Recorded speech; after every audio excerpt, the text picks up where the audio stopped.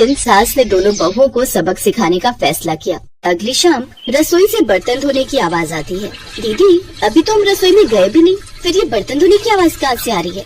चलो देखते हैं। दोनों अंदर जाकर देखती हैं तो अनुज बर्तन मांज रहा होता है, रोहन धो रहा होता है और बूढ़ी सास पार्वती खाना बनाने लगती है। ये देख उन दोनों को बड़ी शर्मिंदगी होती है। ये आप सब क्या कर रहे हैं?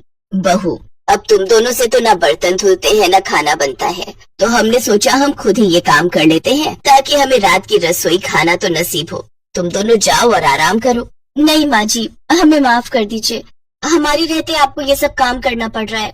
हाँ माँ जी, हमसे भूल हो गई, हमें अपनी गलती का एहसास हो चुका है। अब से आपको कभी शिकायत का मौका नहीं देंगे। हमारे रहते हमारे पतियों को जूठे बर्तन और माँ जी आपको खाना बनाना पड़ रहा है।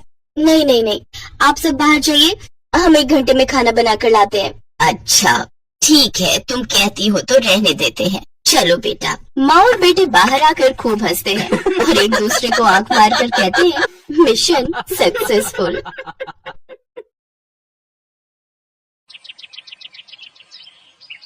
एक रोज शाम के वक्त हिना अपनी माँ के साथ बैठी हुई होती है। तभी वो अपने फोन में अपनी माँ को एक लड़की की फोटो दिखाते हुए कहती है, माँ ये देखो, ये लड़की कितनी मॉडर्न एंड टॉल है, ये मेरे भैया के साथ एकदम फिट बैठेगी।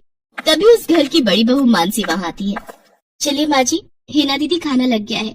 बहू यहाँ तो आ, ये देख हम तेरे देवर के लिए रिश्ता.com की साइट पे लड़की ढूंढ रहे हैं, जो कि सुंदर होने के साथ साथ अमीर भी है।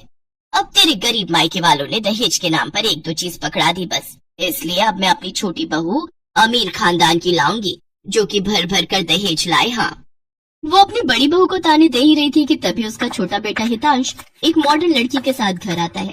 उन दोनों के गले में वरमाला डली हुई थी। हितांश बेटा, ये लड़की कौन है? माँ ये जूली है और हम दोनों ने शादी कर ली है। क्या तुम दोनों ने शादी कर ली? मैं नहीं मानती इस शादी को। हाँ तो किसे फर्क पड़ता है आपके मानने या ना मानने से? वैसे भी वो कहावत तो आपने सुनी ही होगी कि जब मियाँ बीवी राजी तो क्या करेगा काजी। मैं जानती हूँ, जरूर इस डायन ने ही तुझे भड़काया होगा। मैं इस डायन को हरगिज अपनी बहू नहीं मानूंगी। भले ही आप ना मानो, लेकिन लीगली तौर पर मैं ही तो हूँ आपकी बहू।